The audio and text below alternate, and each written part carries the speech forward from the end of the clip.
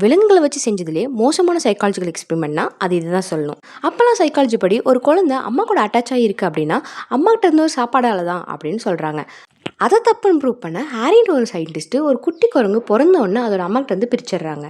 பிரிச்சுட்டு ஒரு கூட்டுக்குள்ளே மெட்டல் ஒயரால் ஆன பொம்மையும் புசு புசுன்னு சாஃப்டாக இருக்க ஒரு பொம்மையும் வைக்கிறாங்க. அந்த மெட்டல் ஒயரால் ஆன பொம்மை கிட்ட மட்டும் பால் பாட்டில் வைக்கிறாங்க.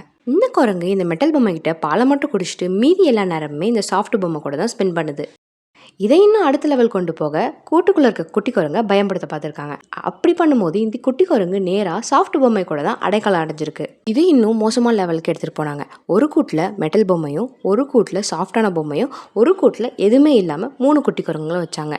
இந்த புசு புசு கூட்டில் இருந்த ஒரு குட்டி குரங்கு மட்டும் நல்லா ஆரோக்கியமாக வளருது. அதே மாதிரி இந்த மெட்டல் பொம்மை கூட இருந்த குரங்கு பயத்தில் இன்னுமே ஆக்ரோஷமாச்சு. தனியாக இருந்த குரங்கு ரொம்ப டிப்ரெஷனுக்கு போச்சு.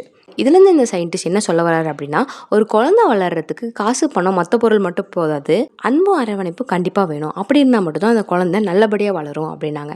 என்னதான் இந்த எக்ஸ்பெரிமெண்ட் நல்ல விஷயத்த சொன்னாலும் இந்த குரங்குகளை டார்ச்சர் பண்ணுறது ஒரு தப்பான விஷயம்தான். ஆனால் இவரோட எக்ஸ்பெரிமெண்ட்டு நிறைய அனாதாசிரமங்களில் இந்த மாதிரி குழந்தைங்களுக்கு வந்து எமோஷனல் சப்போர்ட் கொடுங்க அப்படின்னு ஒரு வழி வகுத்துச்சு. இந்த எக்ஸ்பெரிமெண்ட் பற்றி நீங்கள் என்ன நினைக்கிறீங்கன்னு மறக்காமல் சொல்லிட்டு போங்க. பாய்.